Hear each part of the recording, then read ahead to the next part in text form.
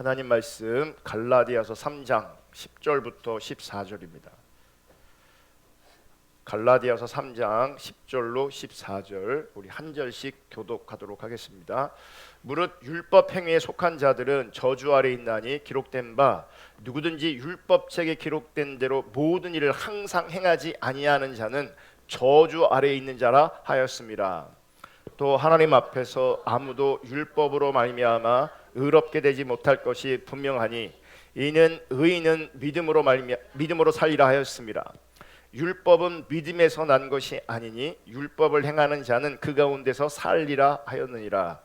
그리스도께서 우리를 위하여 저주를 받은 바 되사 율법의 저주에서 우리를 속량하셨으니 기록된 바 나무에 달린 자마다 저주 아래에 있는 자라 하였습니다.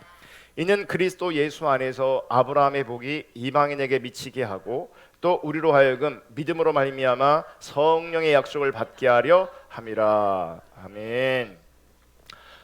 오늘은 갈라디아서 강의 22번째 시간입니다. 오늘도 하나님의 말씀을 통해서 하나님의 은혜가 우리 모두 가운데 함께 할 수 있기를 주님의 이름으로 축복합니다. 더 나아가서 하나님의 뜻과 기준이 선명하게 비춰질 수 있기를 주님의 이름으로 축복합니다. 여러분, 성경이 말하고 있는 인간의 상태는 저주 아래에 있는 것입니다. 그러니까 인간의 상태, 나의 상태를 아는 것이 굉장히 중요합니다. 사실 우리가 살아가는 세상이 왜 이렇게 힘들고 어려운가, 나의 삶이 왜 이렇게 힘들고 어려운가, 왜 그러냐? 성경적인 인간의 상태, 성경적인 하나님 관점에서 나의 상태를 우리가 모르기 때문입니다.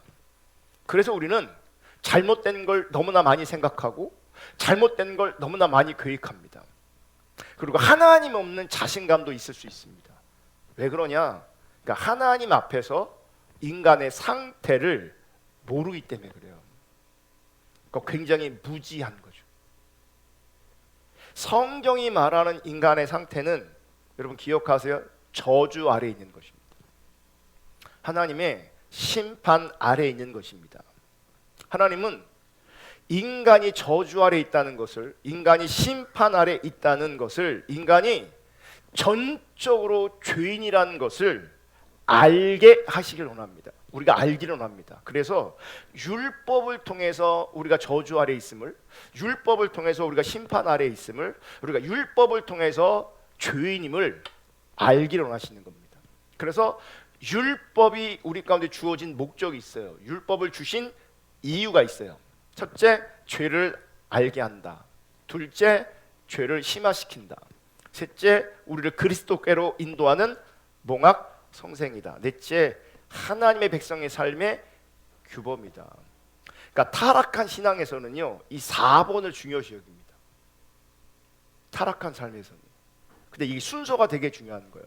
율법이 왜 주어졌는가, 율법의 목적이 뭐냐, 이 순서가 너무너무 중요한데, 첫째, 죄를 알게 한다. 둘째, 죄를 심화시킨다. 이 말이 뭐냐, 우리 인간은 존재론적으로 죄 아래 갇혀 있다는 것입니다. 존재론적으로 죄 아래 갇혀 있다는 것입니다. 우리가 죄 아래 갇혀 있다는 것을 보여주는 것이 율법인 겁니다. 율법이 주어진 목적인 거죠. 그런데 문제는 그 율법을 받은 자들이 율법의 목적 내지는 그 율법의 역할을 잘 몰랐어요. 잘 몰랐어요. 그래서 율법을 받고서는 그것으로 자신들이 죄 안에 갇혀 있다, 죄인됨을 이렇게 알아가야 되는데, 그걸 인정해야 되는데, 그것이 아니라 도리어 율법을 가지고 자신들을 치장하기 시작했어요. 여러분, 타락한 우리는 종교적으로는 율법으로 치장하고요, 세상적으로는 돈, 명예, 권력 이런 것들을 가지고 자기를 치장합니다. 그러니까 우리 인간은 존재론적으로 모든 사람들이 하나님 앞에 그냥 저주 아래 있고 심판 아래 있고, 우리 모두는 다 죄인이에요. 다 똑같아요. 다르지 않아요. 아멘. 그런데 돈으로, 권력으로, 명예로, 이 땅의 어떤 것으로 우리를 치장함으로 말미암아 그 다음에 차별이 생기는 거야. 치장을 잘한 사람과 치장을 못한 사람들, 이렇게 나눠지게 되는 거죠. 종교적으로는 율법을 가지고 자신들을 치장하기 시작했어요.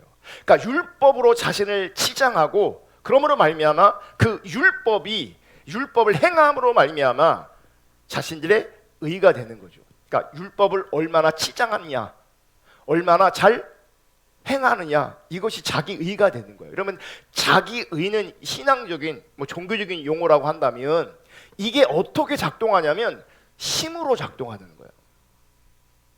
힘. 그러니까 자기 의가 충만한 사람들은요, 그 율법의 행위를 자기 힘이 되는 거예요. 그걸 못하면 힘이 없는 거죠. 그래서 우리가 살아가는 세상은 항상 힘 있는 자가 힘 없는 자를 억압하게 돼 있어요. 억압하게 돼 있어요. 자, 의가 힘으로 작동한다면 세상에서는요, 뭐가 우리에게 우월감을 주겠습니까? 돈, 명예, 권세, 이런 것들이 힘으로 작동하는 거예요. 그게 의라고요. 그러면 그게 강자의 자리에 있게 되어지는 거예요. 그러면 내가 강자의 자리에 있게 되어지면 없는 사람들을 무시하거나 함부로 여기게 돼 있어요. 그 힘이 자기를 구원한다고 생각하는 거죠. 몇 가지 율법을 자기 나름대로 지켜내면서 나는 율법을 다 지켰다, 나는 의롭다, 나는 의인이다, 그렇게 스스로를 여기는 겁니다. 그러면서 나타나는 게 뭐예요? 영적 우월감이죠. 그러니까 의를 가지면, 힘을 가지면 그것으로 말미암은 영적 우월감을 가지게 돼 있어요. 여러분, 어떤 경우든 영적 우월감을 가지게 되면 그것은 거짓 신앙입니다. 그게 전통이든 이단이든, 그게 말씀이든 복음이든 본질이든 은사든 성공이든 그 어떤 것이든지 영적 우월감으로 나타난다면, 영적 우월감을 가지게 된다면 그것은 하나님 앞에 거짓 신앙입니다. 우리는요, 참다운 신앙이 무엇인가를 끊임없이 고민하고 우리가 참다운 믿음의 자리에 서려고 주님을 찾기를 원합니다. 하나님의 은혜로 우리 가운데 분명한 성경적인 방향성이 주어진 것은 분명합니다. 하지만 그 속에서 여러분들이 어떤 것이든 어떤 영역이든 영적 우월감을 가지게 된다면 그분은 지금 하나님을 떠나 있는 겁니다. 왜냐하면 그건 참된 신앙이 아니기 때문에 그렇습니다. 여러분, 세상이, 그러니까 신앙 말고 종교 아니더라도 세상에서 우월감도 결국 뭐로 비롯되는 거예요? 그 우월감이 왜 나옵니까? 자기의 능력에서 나오는 거예요. 그러니까 힘을 가진 자들이, 능력 있는 자들이 우월감을 가집니다. 그래서 힘 있는 자들이, 능력 있는 자들이 겸손하기란 결코 쉽지 않습니다. 그래서 어떤 분들에게는 그 돈과 힘과 권세와 인기가 안 주어지는 것이 그에게 복일 수 있습니다. 왜냐하면 그게 주어지잖아요. 그분은 금세 주님을 떠납니다. 왜냐하면 우월감에 작동합니다. 우월감이 내 능력을 토대로 해서 우월감을 가지게 되고 그 능력을 뽐내게 돼 있어요. 그리고 그 능력으로 말미암은 그 어떤 것들은 정당한 자기 것이 되는 거예요. 내 능력으로 내가 취한 것이 되고, 내 능력으로 내가 얻은 것이 되고, 내 능력으로 내가 성공한 것이 되는 거예요. 그러니까 능력 있는 자가 그 능력으로 말미암아 많은 것들을 누리는 것은 그게 정의라는 거예요. 그게. 그러니까 뭐예요? 많은 것들을 소유하고 많은 것들을 누려도 그게 내 능력으로 벌은 거기 때문에, 그 내 능력으로 이룬 거기 때문에 이건 정당하다고 생각하는 거예요. 그런데 이거는 신앙인이 아니고요, 어떤 세상 사람이 하는 얘기를 제가 들었는데 이렇게 생각해야 된대요. 자기가 많이 가진 것, 많이 공부한 것, 많이 누릴 수 있는 환경이 된 것, 이 모든 것들은 내 능력이 아니라 운이다. 내 능력이 아니라 운이 좋아서 내가 성공했고, 운이 좋아서 많이 가지게 되었다. 그분의 삶의 가치관인 거예요. 그게 이게 여러분 엄청난 차이가 있는 게, 내 능력으로 내가 이만큼 가졌다 그럼 그게 내 거가 되거든요. 그럼 나누지 않아도 부끄럽지 않아요. 왜냐하면 내 능력으로 소유하고 내 능력으로 누리는 것은 그게 정이거든요. 그러면 그들은 니네도 나처럼 해, 그럼 이렇게 잘 살 수 있어, 이렇게 누릴 수 있어, 이렇게 얘기하는 거예요. 나누지 않아도 불편하지 않게 되어지는 거예요. 당당한 거죠, 나누지 않아도. 그런데 운이라고 생각하면 어떻게 할 수 있어요? 기꺼이 나눌 수 있어요. 이거 내 능력이 아니니까. 내 능력이 아니니까. 이게 예수 믿는 신앙이 이런 가치관을 가진 게 아니라, 하나님 없는 세상 사람임에도 불구하고 곰곰이 돌아보니 이건 자기 능력이 아니더라, 운이더라. 그래서 나누며 살아야 된다.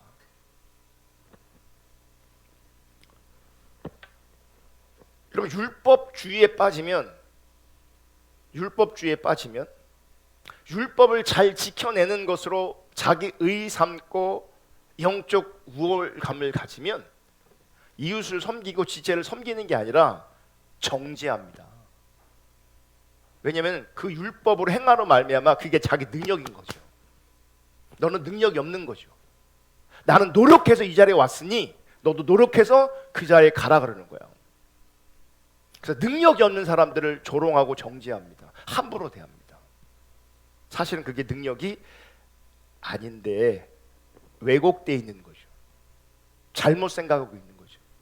그래서 바울은 특별히 오늘 본문의 말씀을 통해서 유대인들이 그렇게 자랑하는 그 율법의 의로는, 즉 무언가를 내가 알고 있거나 혹은 무언가를 행하는 것으로는 결코 영원한 생명에 이를 수 없다. 도리어 그럼에도 불구하고, 율법을 행함에도 불구하고 오직 저주 아래 있을 뿐이다. 율법을 행함으로 말미암아 행함 가운데 있어도 여전히 저주 아래 있을 뿐이다 라고 하는 것을 구약의 말씀을 통해서 증거하고 있는 거예요. 이건 내 말이 아니라 이미 구약 성경에 그게 기록되어 있고 이게 하나님의 뜻이다, 이렇게 말하는 거예요. 그러니까 개인적으로 얘기하면 그건 네 얘기잖아, 이렇게 반박되잖아요. 네 개인의 주장이잖아, 이렇게 반박당할 수 있잖아요. 그래서 바울은 개인의 주장을 얘기하는 게 아니라 성경을 가지고 이 얘기를 하고 있는 거예요. 갈라디아서 3장 10절 다 같이 읽습니다. 시작. 무릇 율법 행위에 속한 자들은 저주 아래 있나니 기록된 바 누구든지 율법책에 기록된 대로 모든 일을 항상 행하지 아니하는 자는 저주 아래 있는 자라 하였습니다. 그러니까 율법 행위에 속한 자들 뭐냐? 율법으로 말미암아 의롭다고 여기고 의롭다 여김을, 그러니까 율법을 행함으로 말미암아 의롭다 받는다, 그렇게 생각하는 자들을 말하는 거예요. 그러니까 율법 행위에 속해. 그럼 당연히 이들의 필수 조건이 뭐예요? 율법을 행해야 되겠죠. 그러면 율법을 행한다고 할 때 우리의 현실에서 그 사람은 어떻게 드러나겠어요? 거룩하게 드러나게 돼 있어요. 신앙적으로 드러나게 돼 있어요. 그렇잖아요. 그러니까 우리는 바리새인이나 뭐 다른 복음이나 이 거짓 신앙에 대한 이해가 있으니 애초에 율법을 행한다 뭐 이런 게 우리가 부정적으로 접근할 수 있고 부정적으로 이미 그렇게 바라볼 수 있지만, 현장과 현실 속에서 율법을 행하는 자들은 거룩한 자로 등장한다고요. 그런데 뭐예요? 율법 행위에 속한 자들은 저주 아래 있다. 저주 아래 있다. 이 얘기를 신명기 27장 26절의 말씀을 인용하면서 바울이 하고 있는 거예요. 신명기 27장 26절. 이 율법의 말씀을 실행하지 아니하는 자는 저주를 받을 것이라 할 것이요 모든 백성은 아멘 할지니라. 결국 모든 율법을 항상 행하지 아니하면 저주를 받는다라고 분명히 말씀하고 있는 거예요.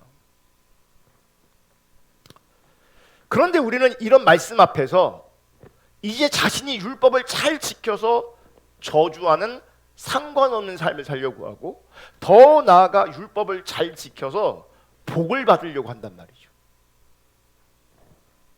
율법을 다 지킬 수 없는데, 여러분 성경을 통해서, 예수님을 통해서, 바울을 통해서 우리가 분명하게 발견하고 인정해야 될 절대적 진리가 있는데, 그것은 우리가 말씀을 다 온전히 항상 지킬 수 없다는 겁니다. 이게 절대적 진리입니다. 우리는 지킬 수가 없어요. 여러분 반드시 인식하시고 늘 기억하시기를 주님의 이름으로 축복합니다. 우리는 말씀을 온전히 다 항상 지킬 수 있는 그런 자원과 능력이 없습니다. 우리 인간의 상태는 이런 능력과 자원이 없어요. 문제는 유대인들은 자신들이 율법을 다 지키고 있다고 생각한다는 거예요. 절대적 진리가 뭐예요? 우린 지킬 수 없는 존재인데, 유대인들은, 특별히 바리새인들은 자신들이 율법을 다 지키고 있다고 생각하는 거예요. 율법의 의로는 흠이 없다고 생각하고 주장하고 있는 거예요. 그럼 어떻게 그들은 자기 스스로 율법을 다 지킬 수 있으며 율법의 의로는 흠이 없다고 스스로 생각하는가? 그것은 율법을요 자기식으로 이해하고 해석한 거예요. 하나님이 주신 의도대로 율법을 받아야 되는데 율법이 주어졌을 때에 자기식으로 이해하는 거예요. 이게 자기 중심성인 거죠.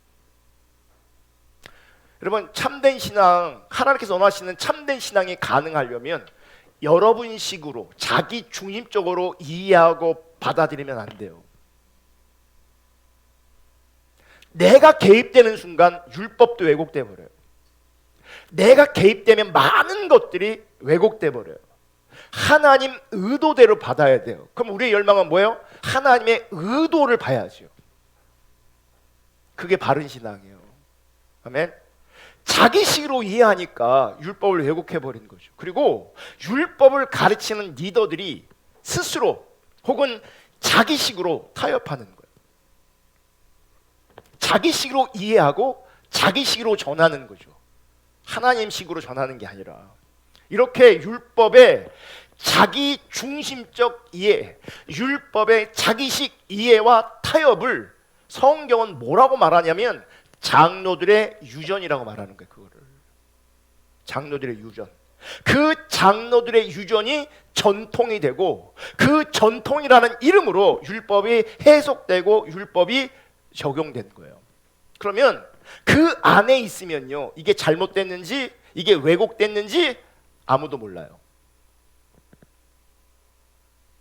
아무도 몰라요. 사실 이런 모습은 오늘날 우리에게도 많이 동일하게 나타납니다. 그러니까 우리에게도 자기식의 해석과 적용, 타협과 합리화, 이게 너무 많아요. 너무.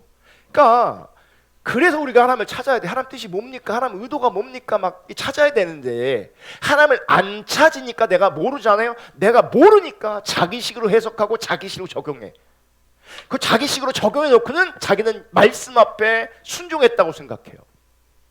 자기식 열정인데, 자기식 순종인데, 자기식 신앙생활인데 그거를 자기는 주님을 따라갔다고, 신앙생활 잘하고 있다고 여기고 있단 말이에요. 그리고 자기처럼 못하는 사람들 향해서 정죄하는 거예요.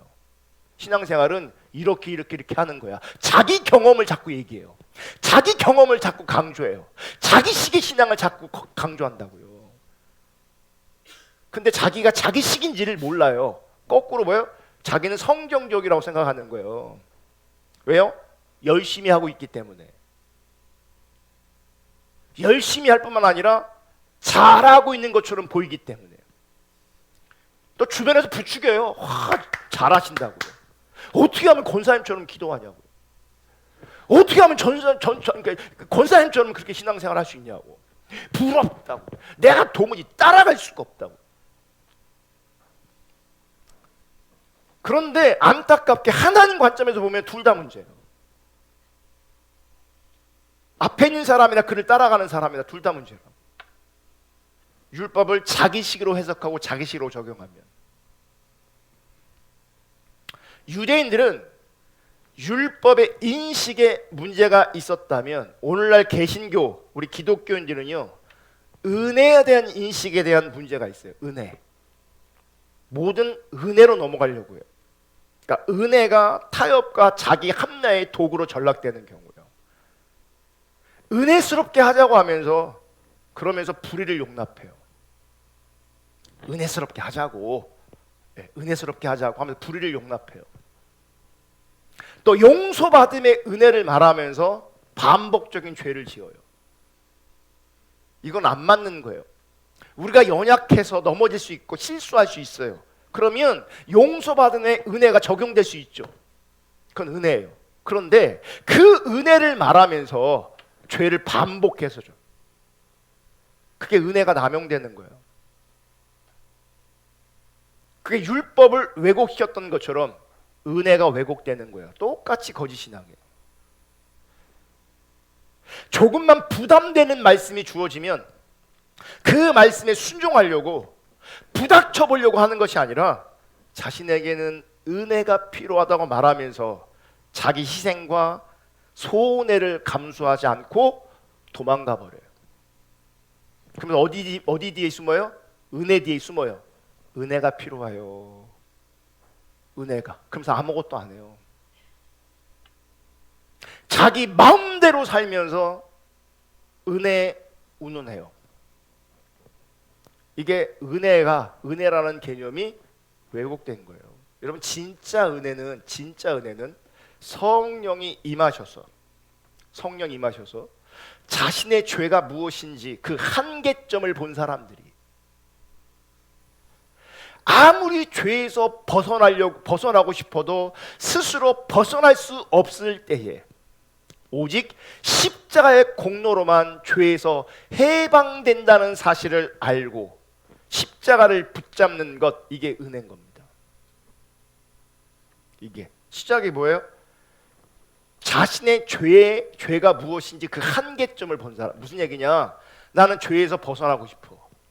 자기 중심성에서 벗어나고 싶어. 근데 스스로 벗어나지지 않아.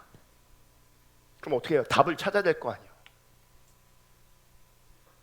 스스로 벗어나지지 않는데 계속 도전하면 그 죄에서 내가 벗어날 수 있어요? 벗어날 수 있냐고요? 벗어나지지 않아요. 그러니까 그 한계까지 가야 돼요. 그래서 이런 말이 있어요. 신앙의 본질로 전환되는 사람은 어쨌든 열심히 하는 사람이에요. 열심히 했을 때 안 되는 걸 발견하는 거죠. 안 되는 거를. 열심히 했는데 안 되는 걸 발견하는 거예요. 그럼 그 다음에 주어진 답이 뭐예요? 십자가가 되는 거예요. 근데 열심히 안 하고 대충 하고 자기식으로 이해하고 해석하고 타협한 사람들은요, 적당히 자기 중립적인 자리에서 계속 뭐예요? 찔끔찔끔 도전합니다. 계속. 그게 신앙생활인 줄 알아요. 계속. 그러니까 진짜 은혜를 모르는 거죠. 그리고 진짜 은혜를 누릴 수 없게 되어지는 거예요. 내가 죄에서 벗어나고 싶어도 스스로 벗어날 수 없는 인간의 한계, 나의 한계를 봐야 돼요. 그때 십자가의 공로만이 나를 이 죄에서 해방할 수 있구나를 보게 되는 거죠. 그래서 십자가를 붙잡아요. 여러분 보세요. 십자가를 붙잡는 것은 공로가 아니에요. 공로가 아니에요. 이거는 공로로 작동되는 게 아니에요. 우리의 행함이 아니에요. 나를 본 사람들이 십자가에 달리신 예수 그리스도, 십자가의 공로를 내가 믿음으로 붙잡는 거예요. 그걸 은혜라고 말하는 거예요. 자기의 이기적인 욕망대로 살면서 은혜라는 말을 남발하는 것은 말씀을 보태고 빼고 비틀고 하는 겁니다. 그런데 보세요. 말씀을 보태고 빼고 비틀고 한 것이 누군지 아세요? 그게 사단이에요.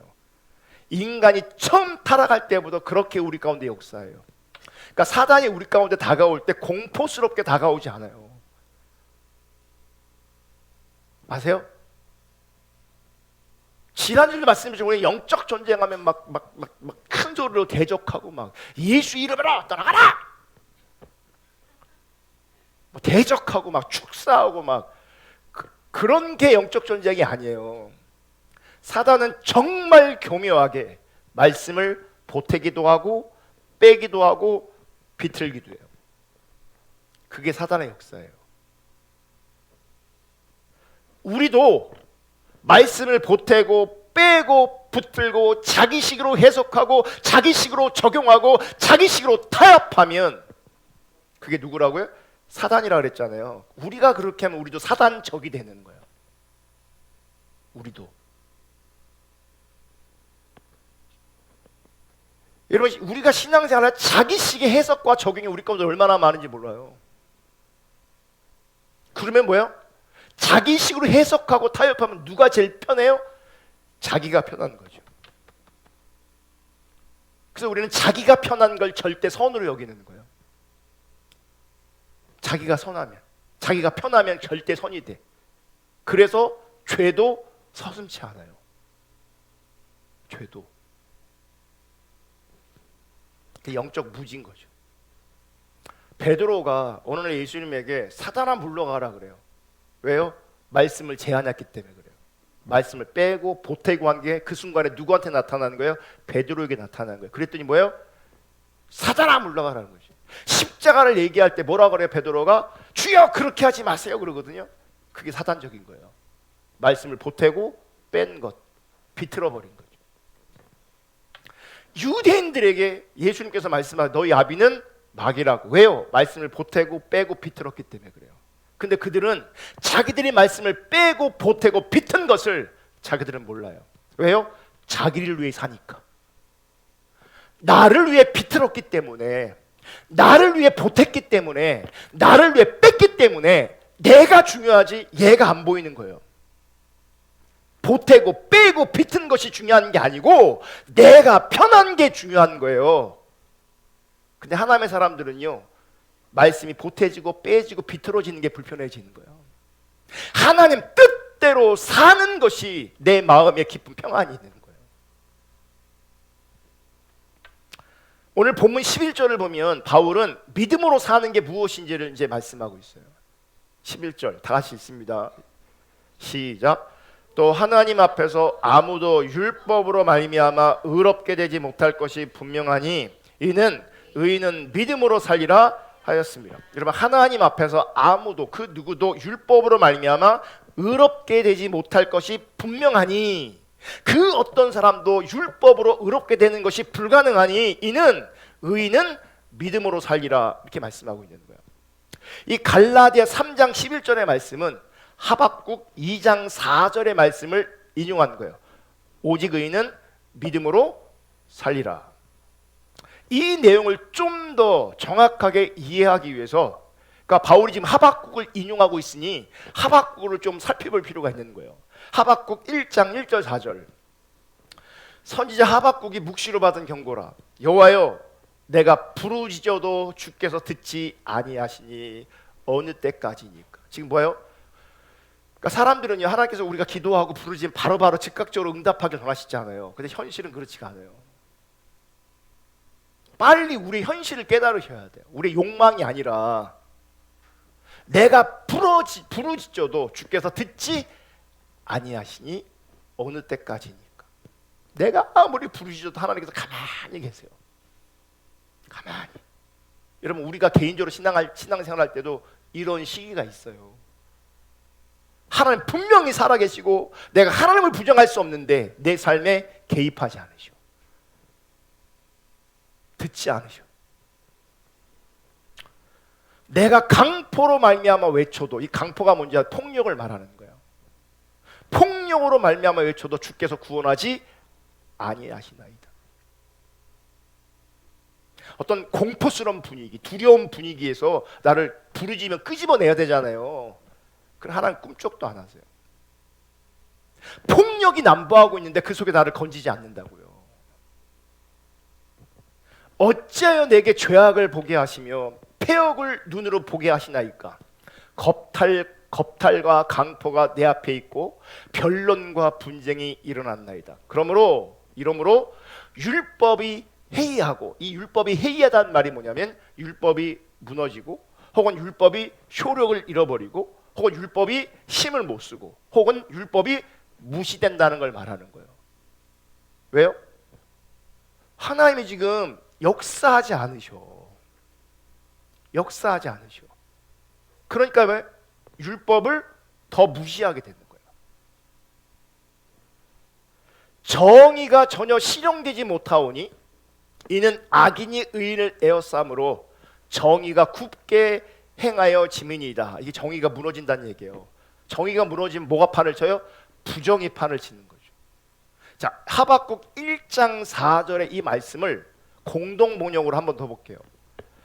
법은 땅에 떨어지고 정의는 끝내 무너졌습니다.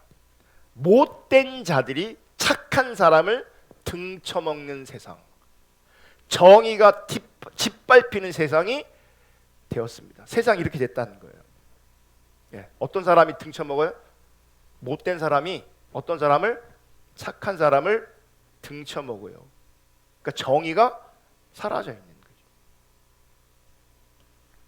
그러니까 악인이 형통하고 의인이 고난을 받아요. 그래서 하박국은 하나님께 부르짖는 거예요. 이렇게 항의하는 거예요. 부르짖으면서, 하나님, 어찌 이런 일들을 보고만 계십니까? 세상이 이렇게 악한데, 악인들이 득세하는데 왜 가만히만 계십니까?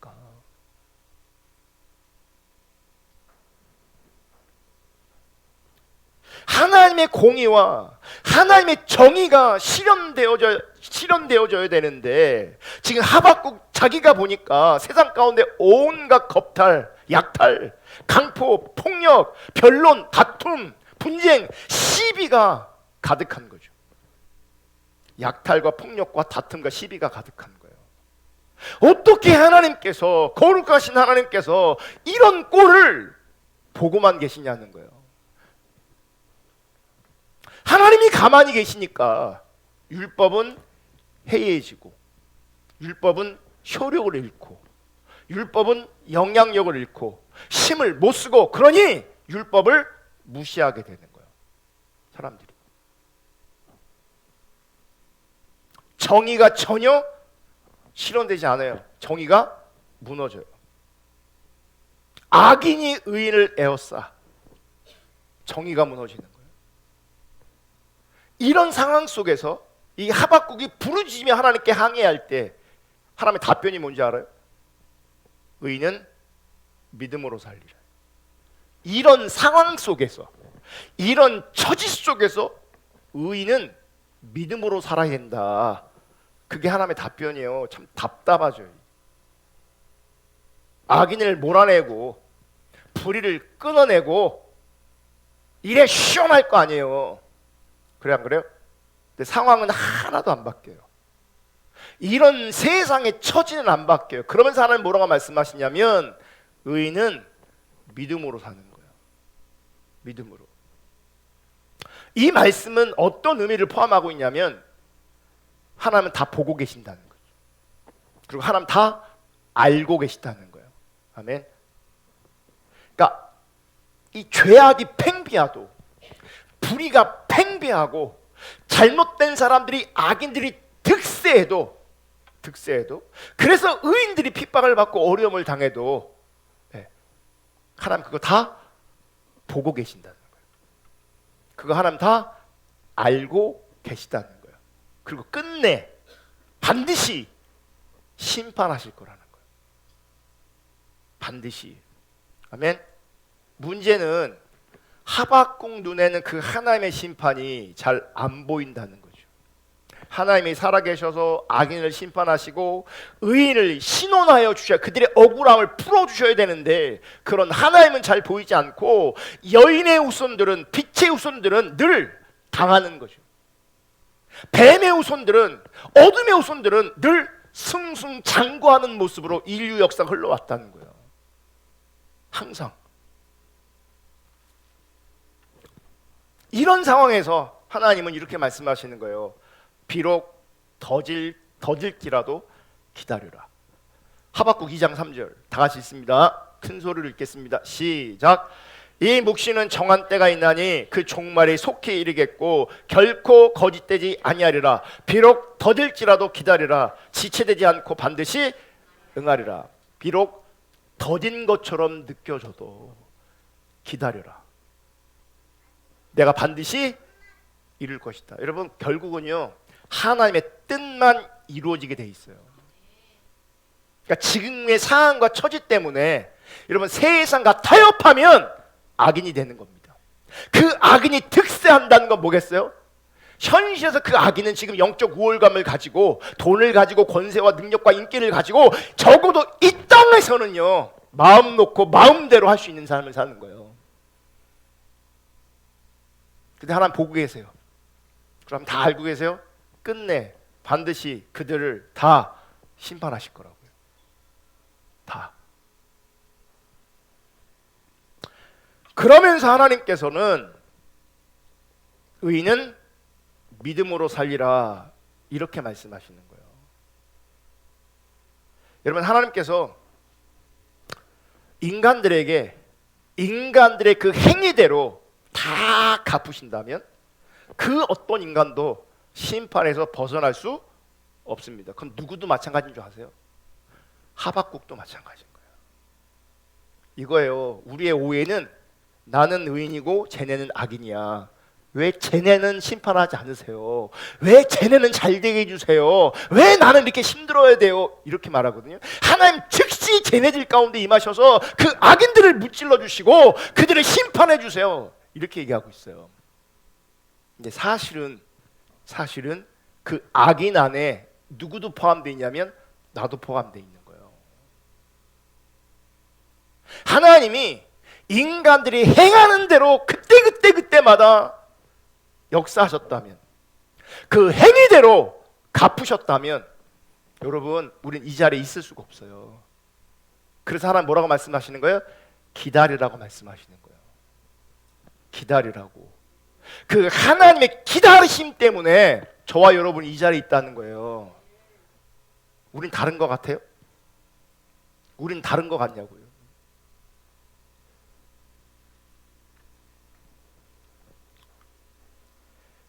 그래서 의인은 믿음으로 산다는 것은 자신의 의롭게 보이는 행위를 의지하는 것이 아니라는 거예요.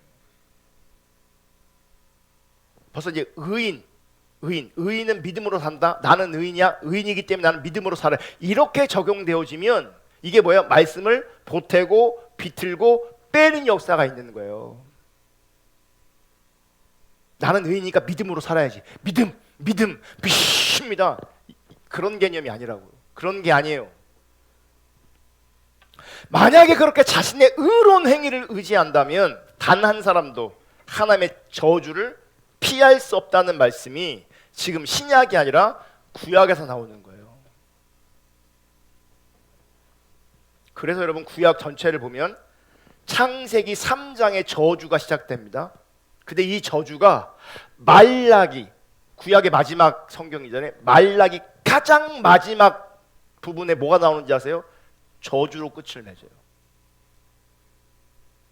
그러니까 하나님의 시작이 말고 인간의 시작, 타락의 시작부터 하면 시작이 저주고 끝이 저주예요. 뭐가요? 구약의 말씀이. 말라기 4장 5절 6절.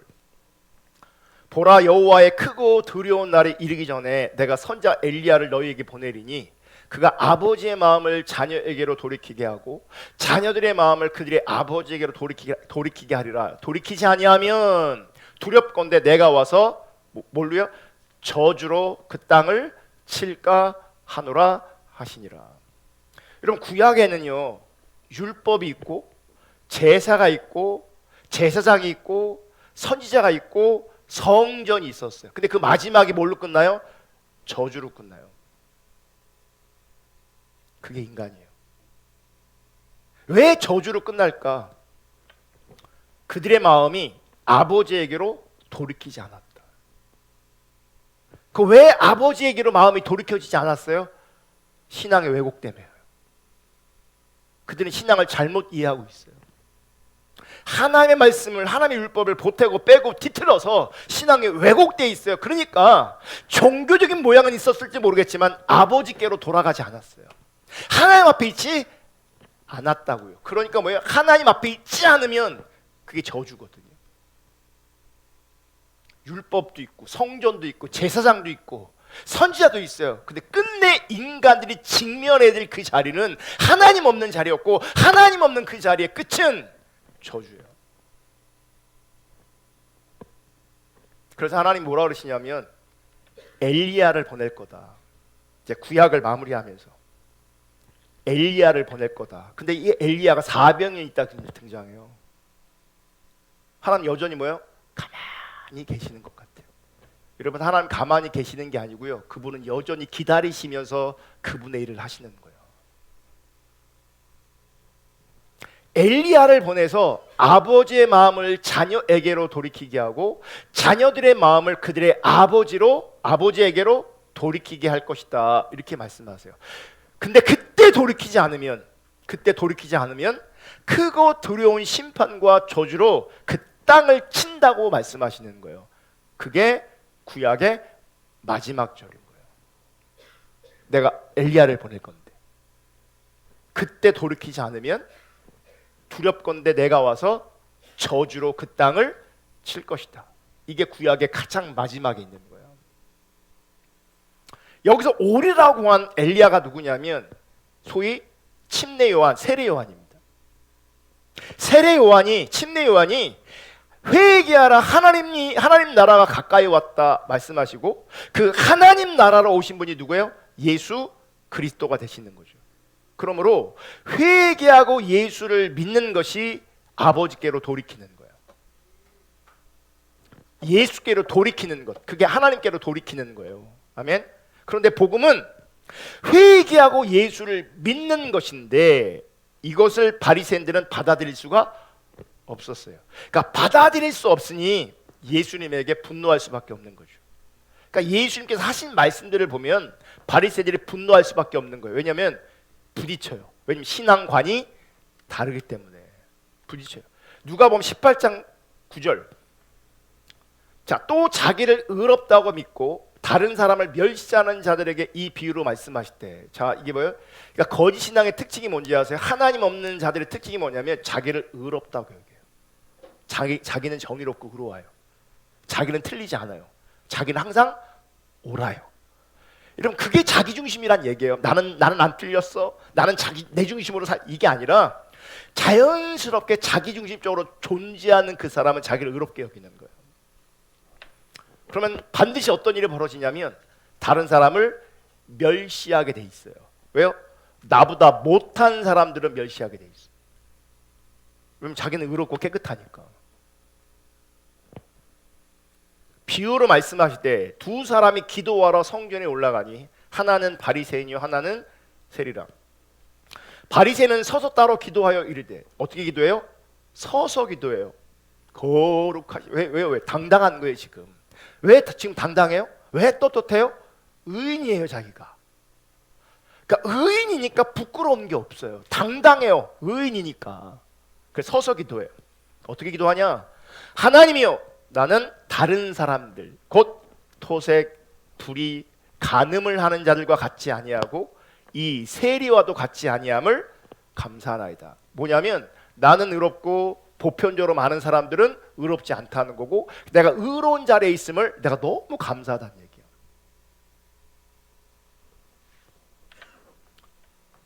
그러면 12절, 나는 1회에 2번씩 금식하고. 젊은 사람 물어보기, 젊은 사람들, 진성아 1회가 며칠이야?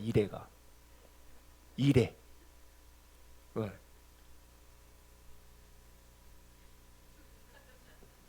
1회가 며칠이에요?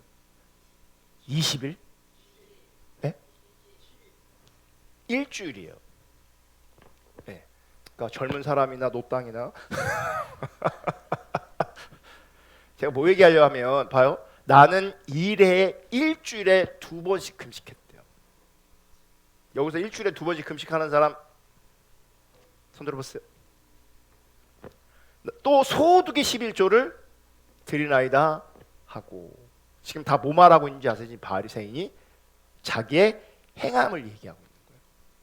그리고 그 행함을 의지하고 있는 거예요. 그래서 자기는 거룩하고 의로운 거죠. 그러니까 하지 말아야 될 건 내가 안 하고 있고 해야 될 거 하고 있다는 거예요. 고로 나는 의롭다는 거예요. 세리는 13절, 세리는 멀리 서서 감히 눈을 들어 하늘을 쳐다보지도 못하고 다만 가슴을 치며 이르되 하나님이여 불쌍히 여기소서 나는 죄인이로소이다. 14절 내가 너에게 이르노니 이에 저 바리새인이 아니고 저 거룩한 바리새인이 아니고 이 사람 이 세리 이 사람이 의롭다함을 받고 그의 집으로 갔느니라. 무릇 자기를 높이는 자는 낮아지고 자기를 낮추는 자는 높아지리라. 말씀의 문맥에서 보면요, 이건 구원에 관한 부분이요. 세리가 구원을 받은 거고 바리새인이 구원받지 못한 거예요. 근데 우리 현실도 마찬가지. 아직도 우리도 다른 복음 거짓 신앙이 그 영향력 아래 있기 때문에 봐요. 토색, 불의, 간음하지 않았어. 그러니까 어둠의 일들을 하지 않았어. 일에 2번씩 금식하고 11조 드리고 안식일을 지켜, 주일을 지켜. 그럼 그 사람 다 신앙생활 잘하는 거잖아요. 근데 그런 사람이 구원을 못 받는다고요 지금. 네, 그러면 이렇게도 생각할 수 있어요, 여러분. 토색하고 불의하고 간음한 자들 구원 받겠어요, 못 받겠어요? 해도 구원을 못 받는 일이 있는데, 네, 이거 잘 살아도 구원을 못 받는 일이 있는데 이거 자체를 못 살면 여전히 구원하고 가까운 게 아닌 거예요. 11조 해도 일주일에 2번씩 금식해도 구원을 못 받는다면, 네, 해도 못 받는다면 안 하는 사람들 심각하게 자기를 돌아봐야 돼. 왜 안 하고 있는가? 우리는 구원을 자기식으로 이해해요. 자기식으로 적용해요. 그래서 구원에 관한 하나님의 말씀도 비틀고 빼고 보태버렸어요. 여기 바리새인들이 구원의 확신이 있었을까요? 없었을까요? 당연히 구원의 확신이 있었을 거예요. 근데 실제는 구원을 못 받아요. 그러니까 내가 구원의 확신이 있다고 구원받는 게 아니에요. 이게 현실이에요. 하나님 관점의 현실이라고요. 누가 의롭다함을 받고 내려갔는가? 누가 구원을 받았는가? 세리가 의롭다함을 받고 구원을 받은 거죠. 이런 얘기를 바리새인들이 듣고 있으면 얼마나 화나겠어요. 왜요? 예수님 그러는 거 나타나서 니네 구원 못 받아 그러는 거예요. 너네한테 구원이 없어 막 얘기하는 거예요. 이게 쉬운 얘기가 아니에요.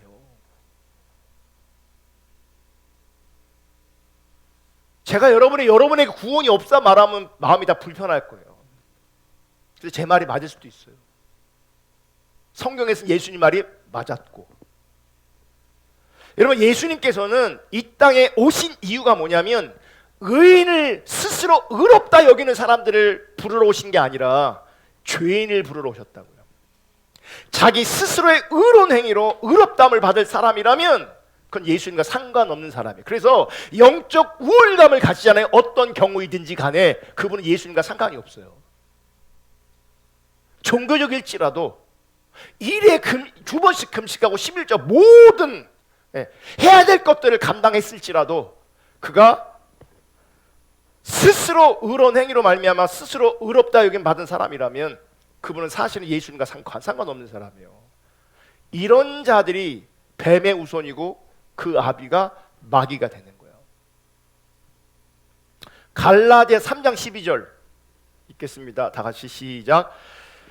율법은 믿음에서 난 것이 아니니 율법을 행하는 자는 그 가운데서 살리라 하였느니라. 그럼 율법은 믿음에서 난 게 아니에요. 율법을 행하는 사람들은 그 가운데서 살리라 이렇게 말씀하세요. 단 네가 율법으로 산다면, 율법을 행한다면, 모든 율법을 항상 지켜 행하면 그 가운데 네가 살 수 있다 말하는 거예요. 근데 우리 문제 뭔지 아세요? 다 지킬 수가 없다는 거죠. 그래서 율법으로 우리는 살 수가 없어요. 우리는 믿음으로만 살아야 되는 거예요. 믿음으로 살 수 있는 것이지 율법의 행위로 은사로 사는 게 아니에요. 영적 우울감을 가지면 그분은 마귀 새끼예요.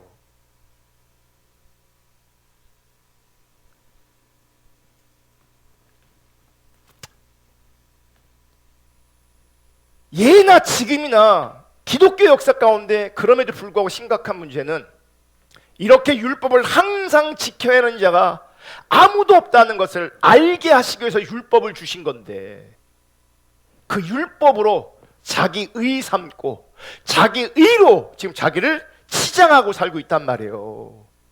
그러니 믿음으로 의롭다함을 받는 복음을 거부하고 반대하는 너무나 당연한 거예요. 그들은. 그래서 여러분, 율법의 의를 가진 사람들, 영적 우월감을 가진 사람들, 그분들은요 예수님을 결코 믿을 수가 없어요. 무슨 얘기냐? 참된 신앙을 가질 수가 없고 신앙의 본질 가운데 설 수가 없어요. 율법의 의를 가진 사람들, 영적 우월감을 가진 사람들, 예수 절대로 못 믿어요. 이런 가치관으로는 종교 생활은 가능하지만 예수 믿는 것이 불가능해요. 그래서 우리는 이것을 다른 복음 혹은 거짓 신앙이라고 말하는 거예요. 거짓 신앙 가운데 다른 복음 안에 있으면 믿는 것처럼 보여도 그건 믿는 게 아니에요. 믿음으로 인정되지 않아요. 그래서 결과는 심판으로 돌아오는 거예요. 결국은 여전히 저주 아래에 있는 거예요. 근데 바리새인들은 자기들이 율법을 조금 행하는 것 때문에 저주 아래에 있다는 것을 모르는 거죠. 그러니까 말씀을 자기식으로 해석하고 보탰고 뺐기 때문에 그래요. 자기들처럼 의로운 자를 구원하실 거라고 생각하는 거예요. 그래서 메시아는 율법을 잘 지키고 율법을 지키려고 수고한 자기들을 구원하신다고 생각하는 거예요. 율법을 모르고 율법을 지키지도 않았던 저 죄인들을 구원하신다고 생각하지 않는 거예요. 그러니까 자기들은 구원받고 쟤네들은 저주 아래 있다, 심판 아래 있다, 그렇게 생각하는 거예요. 그래서 율법의 눈으로는요 예수 그리스도의 십자가는 그야말로 저주인 거예요. 갈라디 3장 13절 다시 읽습니다. 시작. 그리스도께서 우리를 위하여 저주를 받은 바 되사 율법의 저주에서 우리를 속량하셨으니 기록된 바 나무에 달린 자마다 저주 아래 있는 자라 하였습니다. 이게 신명기 21장 23절의 말씀을 인용한 거예요. 볼게요. 그 시체를 나무 위에 밤새도록 두지 말고 그날에 장사하여 내 하나님 여호와께서 내게 기업으로 주시는 땅을 더럽히지 말라. 나무 위에 달린 자는 하나님께 저주를 받았음이니라. 그러니까 보세요. 실제 예수님께서 어디 달렸어요? 십자가, 나무에 달리셨어요. 그러니까 그들이 볼 땐 예수는 저주 아래 있는 거예요. 자기들은 의롭고 예수는 저주 아래 있는 거예요. 그런 저주받은 십자가에서 죽은 자가 어떻게 우리의 메시아가 될 수 있느냐? 그들은 예수를 못 봐요. 그리고 예수를 믿을 수가 없어요. 그래서 그들 입장에서는 도저히 있을 수 없는 이단 중에 이단이 누구냐면 십자가 복음을 전하는 자가 이단일 수밖에 없는 거예요. 왜냐하면 예수는 십자가에서 나무에 달려서 저주받은 자로 존재했기 때문에. 그래서 그 당시 복음을 가장 핍박한 자들이 누구냐면 이방인이 아니고 유대인이었어요. 그들의 신앙관으로는 십자가에 달리신 예수는 저주받은 자 이단의 괴수고 그를 따르고 그를 전하는 사람들은 이단에 불과한 거예요. 요한계시록 2장 9절 내가 내 환난과 궁핍을 알거니와 실상은 내가 부유한 자니라 자칭 유대인이라 하는 자들의 비방도 알거니와 실상은 유대인이 아니요 사탄의 회당이라. 예수의 십자가, 예수 그리스도를 반대하고 핍박하는 자들 유대인이 아니라 뭐라고요? 사단의 회당이라. 이거 현대인의 성경으로 다시 볼게요. 나는 너의 고난과 가난을 알고 있다. 그러니까 이 여인의 후손들, 참된 신앙을 따라가는 사람들은 뭐예요? 고난 가운데 가난 가운데 있을 수도 있어요. 그래서 하나님 그거 뭐 하세요? 알아. 그 하나님 알고 계신데. 그러나 사실 너는 부유한 자. 내가 볼 때 네가 잘 사는 거야. 자칭 유대인이라는 사람들에게서 내가 모욕을 당하는 것도 나는 다 알고 있다. 그러나 그들은 유대인이 아니라 뭐라고요? 사단의 집단이다. 여러분 참된 신앙 가운데 있지 아니하면 사단의 집단에 속한 거예요. 거짓 신앙 사단의 집단인 거예요. 다른 복음 사단의 집단인 거예요. 근데 율법의 행위로 말미암아 의롭다 여기고 있기 때문에 그들은 종교적으로는 거룩하게 드러나고 있단 말이에요. 근데 사단의 집단이라고요. 누가 사단의 집단인가? 예수님의 십자가를 말하지 않는 자들이에요. 십자가를 말한다 하더라도 그것은 단지 구색용이고 교묘하게 온갖 인간의 행위들을 부추겨내는 것으로 십자가를 대체해버려요. 십자가 없는 게 아니에요. 근데 가만히 보면 십자가보다는 다른 게 더 많아. 그게 사단의 집단이에요. 자칭 유대인이라고 하지만 사단의 집단이다. 자칭 교회라고 하지만 사단의 집단이 될 수 있는 거예요. 이게 교묘해서요. 이 십자가를 말하지만 다른 인간들의 행위를 부추기는 것이 정말 교묘해서 겉으로는 분별이 잘 안 돼요. 그래서 스스로도 속고 다른 사람들도 속일 수 있어요. 그게 다른 복음 거짓 신앙의 무서움이에요. 그게. 그래서 우리는 분별해야 되는. 근데 누가 분별하냐? 성령이 진짜 임한 자들은 그게 분별이 돼요. 은사 말고 감정 말고 성령이 임한 자들은 그게 보인다고요. 그래서 여기서 중요한 게 뭐냐면 예수 그리스도의 십자가만 자랑하느냐 아니면 예수 그리스도의 십자가도 자랑하지만 십자가를 믿는 인간의 행위도 함께 자랑하느냐로 분별이 되는 거예요. 예수 그리스도의 십자가만이냐 예수 그리스도의 십자가도 플러스 인간의 행위. 여기서 중요한 건 뭔지 아세요? 만과 도예요. 만에는 사람의 행위나 공로가 절대로 끼어들 수가 없어요. 그러니까 인간의 행위가 공로가 끼어들지 않으니 영적 우월감 나타날 수가 없죠. 그런데 예수 그리스도도 예수 그리스도의 십자가도 자랑하지만 인간의 어떤 행위들, 인간의 이론들, 인간의 어떤 것도 같이 자랑하면 거기 뭐예요? 그게 거짓 신앙이 되는 거예요. 거기에는 인간의 행위가 많이 끼어들어요. 끼어들어요. 그리고 끼어 넣으려고 해요. 그런 가르침이 한국 교회 가운데 엄청 많습니다. 십자가도 말하지만 다른 것도 되게 많습니다.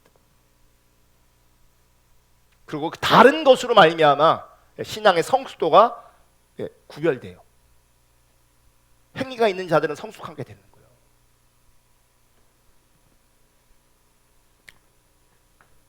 그리고 예수 그리스도의 십자가도 전하고 다른 것도 전하는 사람들은요 자기 의의 영적 우월감에 충만하기 때문에 도리어 자기들이 저주 아래 있다는 것은 꿈에도 생각 못해요.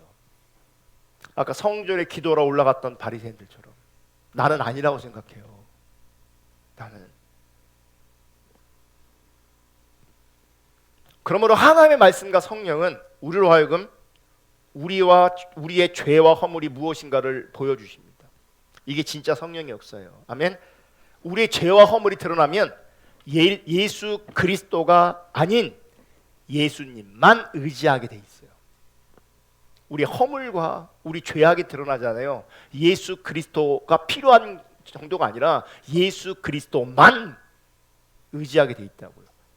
시브리서 4장 12절 13절 세 번역으로 볼 건데 하나님의 말씀은 살아있고 힘이 있어서 어떤 양날 칼보다도 더 날카롭습니다. 이게 하나님의 말씀이에요. 그래서 사람 속을 꿰뚫어 혼과 영을 갈라내고 관절과 고수를 갈라놓기까지 하며 마음에 품은 생각과 의도를 밝혀냅니다. 이게 뭐예요? 우리를 해체시키는 거예요. 하나님의 말씀이 우리를 해체. 그래서 우리 마음의 생각, 의도까지 어떻게 해요? 다 드러내고 있단 말이에요. 그래서 13절 하나님 앞에는 아무 피조물도 숨겨진 것이 없고 여러분 우리가 하나님 앞에 숨길 수가 없어요. 숨길 수가 없대요. 여러분 사람이 눈을 속였다고 해서 내가 안전하다 편하다 생각하면 안 돼요. 우리는요 하나님의 눈을 떠날 수 있는 존재가 아니에요. 그걸 우리가 무지해서 모르는 거죠. 영적으로 우둔해서 하나님이 나를 다 알고 계신다는 것을 놓쳐버리는 거죠. 여러분 우리가 하나님 앞에 숨길 게 없다는 걸 아셔야 돼요. 아무 피조물도 숨겨진 것이 없고 모든 것이 그의 눈앞에 어떻게 드러난다고요? 벌거숭이로 드러나 있습니다. 우리는 그의 앞에 모든 것을 드러내 놓아야 합니다. 그러니까 우리 안에 있는 것들을 다 드러내야 그게 하나님 앞에 정직하고 진실한 거예요. 우리는 내가 모르는 나조차도 너무 많아요. 그래서 내가 하나님 앞에 드려질 게 너무 많아요. 내 안에 해체가 돼서 내 아는 것들을 다 주님 앞에 드려야 되는데 우리는 감춰놓은 게 너무 많아요. 감춰놓은 게 너무 많으니 은혜가 은혜로 십자가가 십자가로 우리 가운데 비춰지지 않는 거예요. 우리가 하나님 앞에 벌거숭이로 서야 돼요. 아멘. 다른 게 성령의 역사가 아니고요, 하나님 말씀 앞에서 이렇게 벌거숭이로 우리가 드러나는 것이 그게 진짜 성령의 역사예요. 아멘. 이렇게 벌거숭이로 드러나는 사람은 죄 없이 십자가에서 벌거벗으시고 못 박혀 죽으신 예수님 외에는 달리 바라볼 소망이 없는 자. 그러니까 내가 벌거숭이로 있으면요, 내가 의지할 분은 예수님밖에 없는 거예요. 그래서 돈으로 치장된 거, 종교로 치장된 거, 그 어떤 거 치장된 그 모든 것들이 다 벗겨지고 맨 몸뚱아리고 벌거숭이로 나를 본다면, 나를 인식한다면 그 사람은 예수를 붙잡게 돼 있어요. 그게 믿음으로 사는 거예요. 말씀과 성령으로 말미암아 나 자신이 저주 아래 있다는 것을 아는 자만이 나무에 달려 저주받아 죽으신 예수님의 십자가가 밝히 보이게 되는 거죠. 그게 아브라함이 믿음으로 말미암아 의롭다함을 받은 복인 거예요. 그 예수가 보이는 것, 그게 믿음으로 말미암아 우리가 의롭게 되는 거예요.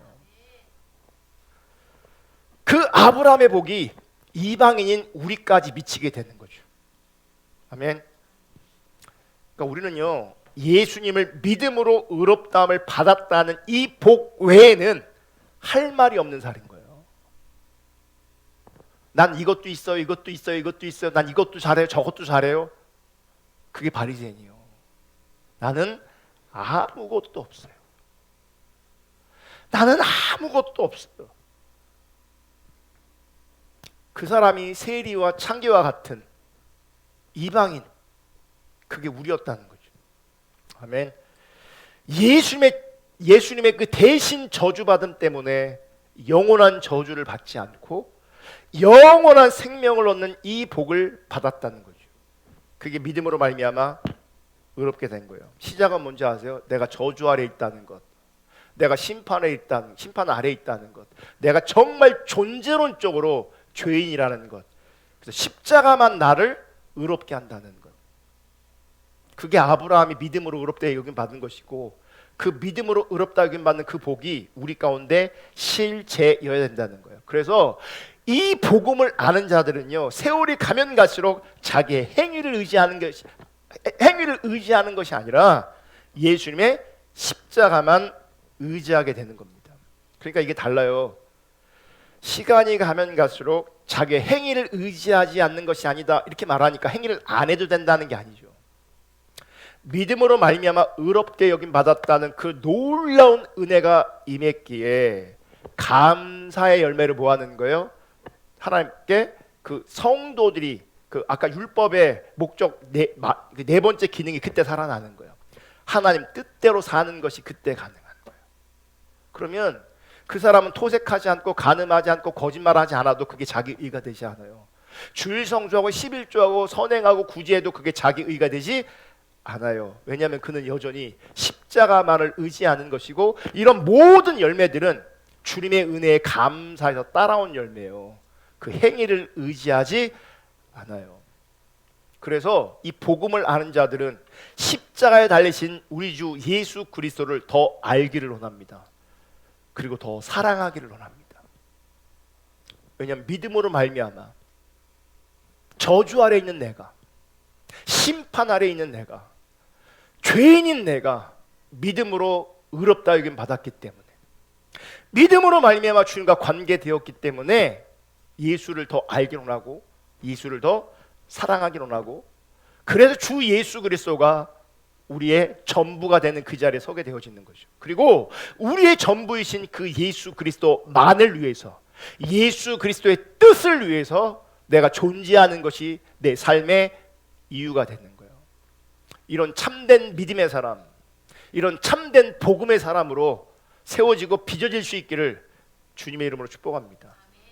끝내 우리 가운데 은혜가 실제고, 끝내 우리 가운데 구원이 실제인, 성경이 말하는 참된 복이 실제인 그런 은혜가 있기를 주님의 이름으로 축복하고요. 그때까지 기다릴 수 있기를 주님의 이름으로 축복합니다. 우리에게 위로가 되는 것은 주님이 아십니다. 주님이 알고 계십니다. 사실은 우리가 가난하지만 부유한 자입니다. 우리에게 하나님 그분이 계실 수 있도록 복음 안에 더 깊게 더 온전히 머물 수 있기를 주님의 이름으로 축복합니다. 아멘. 우리 마지막 불렀던 찬양 부르고 기도하겠습니다.